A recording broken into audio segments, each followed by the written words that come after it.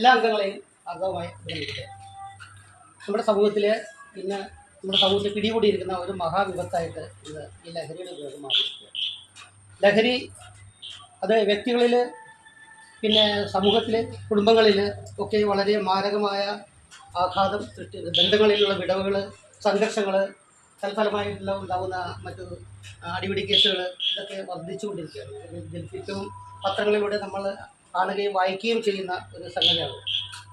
അപ്പോൾ ലഹരിയുടെ ഉപയോഗം വ്യക്തികളിൽ, അല്ലെങ്കിൽ ശരിക്കും കുട്ടികളിൽ, അല്ലെങ്കിൽ വ്യക്തികളിലേക്ക് ഇതൊക്കെ ആരംഭിക്കുമ്പോൾ ഇത് 2-3 തലത്തിലാണ് ഇത് സമൂഹത്തെ ബാധിക്കുന്നത്. ഒന്ന്,